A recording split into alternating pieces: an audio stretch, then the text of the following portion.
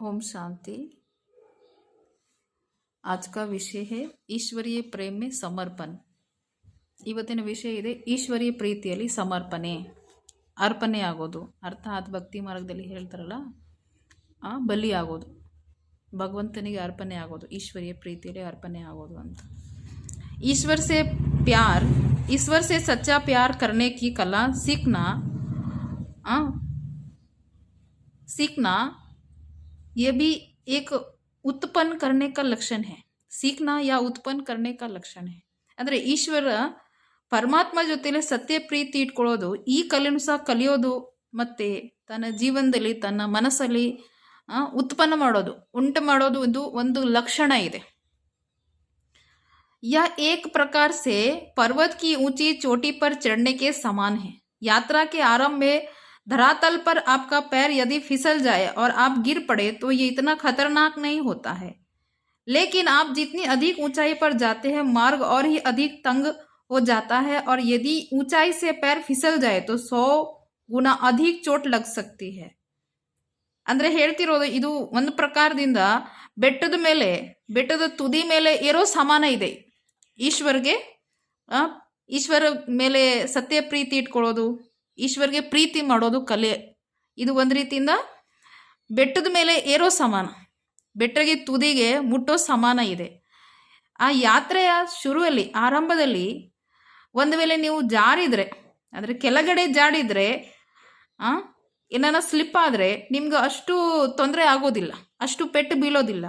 ಆದರೂ ನೀವು ಎಷ್ಟು ಇನ್ನೂ ಎತ್ತರ ಹೈಟ್ಗೆ ಹೋಗ್ತಾ ಇರ್ತೀರಾ, ಆ ಮಾರ್ಗದಲ್ಲಿ ಇನ್ನೂ ಜಾಸ್ತಿ ತೊಂದರೆಗಳು ನಿಮಗೆ ಬರೋಕ್ಕೆ ಸ್ಟಾರ್ಟ್ ಆಗುತ್ತೆ, ಅಡೆತಡೆಗಳು ಬರುತ್ತೆ. ಅದು ಚೆಕ್ಕಿಂಗ್ ಒಂದು ರೀತಿಯಿಂದ ತಿಳ್ಕೊಬೋದು, ಪರೀಕ್ಷೆಗಳು ತಿಳ್ಕೊಬೋದು. ಮತ್ತು ಎತ್ತರವಾದ ಸ್ಥಾನದಿಂದ ಏನನ್ನ ಜಾರಿದರೆ ಏನಾಗುತ್ತೆ, 100 ಪಟ್ಟು ಜಾಸ್ತಿ ನಿಮಗೆ ಪೆಟ್ಟು ಬೀಳ್ಬೋದು. यदि आपको लगता है कि आध्यात्मिक उन्नति का मार्ग बहुत कठिन है, तो इसका कारण यह हो सकता है आपने अभी तक न तो ईश्वर के प्यार को समझा और ना ही उनका अनुभव किया है. ಒಂದು ವೇಳೆ ನಿಮ್ಗೆ ಅನಿಸುತ್ತೆ ಆಧ್ಯಾತ್ಮಿಕ ಮಾರ್ಗದಲ್ಲಿ ಆಧ್ಯಾತ್ಮಿಕ ಉನ್ನತಿಯ ಮಾರ್ಗ ಬಹಳ ಕಠಿಣವಾಗಿದೆ, ಪರಮಾತ್ಮ ಪ್ರಾಪ್ತಿ ಮಾಡಿಕೊಳ್ಳೋದು, ಪರಮಾತ್ಮನ ಮೇಲೆ ಅರ್ಪಣೆ ಆಗೋದು, ಈ ಮಾರ್ಗ ಬಹಳ ಕಠಿಣ ಆಗಿದೆ. ಇದರದ ಕಾರಣ ಆಗ್ಬೋದು ನಿಮಗೆ ಇಲ್ಲಿವರೆಗೂ ಈಶ್ವರದ ಪ್ರೀತಿ ಇನ್ನೂ ಅರ್ಥ ಆಗಿಲ್ಲ, ಈಶ್ವರೀಯ ಪ್ರೀತಿ ಇನ್ನೂ ನೀವು ತಿಳ್ಕೊಂಡಿಲ್ಲ, ಅರ್ಥ ಮಾಡ್ಕೊಂಡಿಲ್ಲ ಅಂತ, ಮತ್ತು ಇದರದ ಅನುಭವನೂ ಸಹ ನೀವು ಮಾಡಿಲ್ಲ ಅಂತ ಇದರದ ಅರ್ಥ. लोग रूहानी ज्ञान के आधार पर स्वयं को ईश्वर के आगे समर्पित नहीं करते, परंतु वे ईश्वर प्रेम के प्रति आकर्षण के कारण ऐसा करते हैं. वे ईश्वरीय प्रेम में ईमानदारी अनुभव करते हैं, तो यह प्रेम उसको विश्वास दिला देता है कि उनका जीवन अभी अच्छा और ईमानदार बन जाएगा. समझदारी बाद में आती है, नियम तो फिर बाद में नियम आता है. ಜನ ಈ ಆಧ್ಯಾತ್ಮಿಕ ಜ್ಞಾನದ ಆಧಾರದಿಂದ ತನಗೆ ತಾನೇ ಪರಮಾತ್ಮನ ಮುಂದೆ ಅರ್ಪಣೆ ಮಾಡೋದಿಲ್ಲ. ಪರಮಾತ್ಮನ ಮುಂದೆ ಫಸ್ಟ್ ಅರ್ಪಣೆ ಮಾಡೋದಿಲ್ಲ, ಸಮರ್ಪಣೆ ಮಾಡೋದಿಲ್ಲ. ಆದರೂ ಈಶ್ವರೀಯ ಪ್ರೀತಿಯಲ್ಲಿ ಆಕರ್ಷಣೆ ಇರೋ ಕಾರಣದಿಂದ ಅವ್ರೇನು ಮಾಡ್ತಾರೆ, ಅರ್ಪಣೆ ಮಾಡ್ತಾರೆ. ಅಂದರೆ ಪರಮಾತ್ಮನ ಮೇಲೆ ಪ್ರೀತಿ ಇರೋದ್ರಿಂದ ತನಗೆ ತಾನೇ ಅರ್ಪಣೆ ಮಾಡ್ತಾರೆ. ಪ್ರಪಂಚದಲ್ಲಿನೂ ಸಹ ಮನುಷ್ಯರ ಮೇಲೆ ಪ್ರೀತಿ ಇದ್ರೆ ತನಗೆ ತಾನೇ ಅರ್ಪಣೆ ಮಾಡಿಬಿಡ್ತಾರಲ್ಲ, ಸೇಮ್ ಅದೇ ಥರ. ಹಾಗೆ ಈಶ್ವರೀಯ ಪ್ರೀತಿಯಲ್ಲಿ ಅವರಿಗೆ ಒಂದು ಸತ್ಯತೆ, ಸ್ವಚ್ಛತೆ ಅನುಭವ ಮಾಡ್ತಾರೆ. ಈ ಪ್ರೀತಿ ಒಳಗಡೆದ ವಿಶ್ವಾಸ ಕೊಡುತ್ತೆ.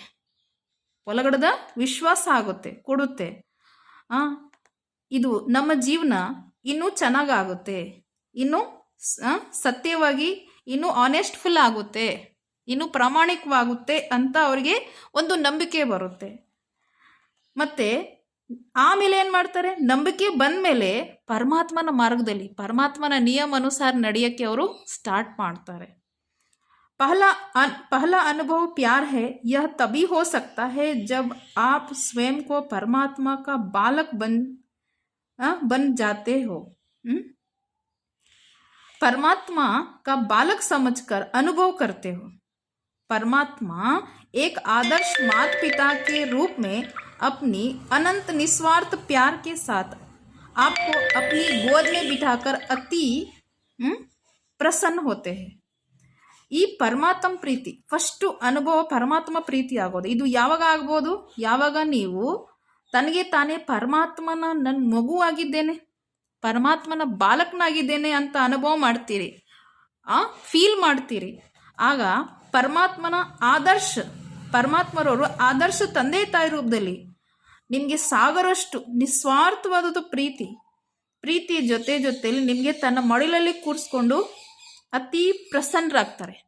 ಪರಮಾತ್ಮನು ತನ್ನ ಮಡಿಲಲ್ಲಿ ಕೂರಿಸ್ಕೊಂಡು ತಾನೂ ಖುಷಿ ಆಗ್ತಾರೆ, ನಿಮಗೂ ಸಹ ಖುಷಿಯ ಸುರಿಮಲೆ ಮಾಡ್ತಿರ್ತಾರೆ. ಇದೇ ಪರಮಾತ್ಮನ ಪ್ರೀತಿ, ಈಶ್ವರೀಯ ಪ್ರೀತಿ. ಆಮೇಲೆ ನಾವೇನು ಮಾಡ್ತೀರಿ? ನಾವು ಪರಮಾತ್ಮನಿಗೆ ಅರ್ಪಣೆ ಆಗ್ತೀವಿ. ಭಗವಂತ ಈ ಜೀವನ ನಿಂದೆ ಅಂತ, ಇನ್ಮೇಲೆ ನಿನ್ನ ಕಾರ್ಯ ನಿನ್ನ ಮಾರ್ಗನೇ ನನ್ನ ಮಾರ್ಗ, ನಿನ್ನ ಕಾರ್ಯನೇ ನನ್ನ ಕಾರ್ಯ ಅಂತ ತಿಳ್ಕೊಂಡು परमात्मा अर्पणे ಆಗ್ತೀರಿ. लास्ट में क्या करते हैं? जब परमात्मा का प्यार हमको अनुभव हो जाता है तो हम क्या करते हैं? हे भगवान, अब तेरा ही मार्ग मेरा मार्ग है, तेरा ही बोला हुआ बात ही हमारा जीवन का आधार है, ऐसे समझ के हम परमात्मा को अर्पण हो जाते हैं, परमात्मा के प्यार के आगे अर्पण हो जाते हैं. यही है परमात्मा का प्यार के आगे अर्पण होना, माना समर्पण होना, बलि होना. इसी के यादगार में भक्ति मार्ग में क्या करते हैं? देवी देवताओं के आगे बलि चढ़ाते हैं ಭಗವಾನ್ ಸಮಜ್ಗೆ. ಇದರದೇ ನೆನಪರ್ಥವಾಗಿರೋದು ದೇವಿ ದೇವತೆಯರ ದೇವಾಲಯಗಳಲ್ಲಿ ಏನು ಮಾಡ್ತಾರೆ? ಬಲಿ ಹಾಕ್ತಾರೆ, ಪ್ರಾಣಿ ಪಕ್ಷಿಯರಿಗೆ ಬಲಿ ಹಾಕ್ತಾರೆ. ಅದು ಪರಮಾತ್ಮನ ಪ್ರೀತಿಯ ಮುಂದೆ ನಾವು ದೇಹಾಭಿಮಾನದ ಬಲಿ ಹಾಕ್ತೀವಿ ವಿನಃ ಕುರಿ ಮೇಕೆದು ಬಲಿ ಅಲ್ಲ. हम लोग क्या करते हैं कि परमात्मा के प्यार के आगे जब हम देहाभिमान का समर्पण करते हैं ना, इसी की यादगार में लोग क्या करते हैं कि बकरी का या तो प्राणी पक्षी का बलि देते हैं. इसका अर्थ क्या है कि परमात्मा को प्राणी पक्षी का बलि नहीं चाहिए, परमात्मा को हमारा देहाभिमान का, हमारे अवगुणों का बलि चाहिए. इसी का ही यादगार है. जब परमात्मा प्यार देता है तो प्यार में हम अवगुण को भूलना ही ईजी हो जाता है, अवगुण को छोड़ना भी ईजी हो जाता है. अच्छा, ओम शांति. लाइक सब्सक्राइब ಮಾಡಿ.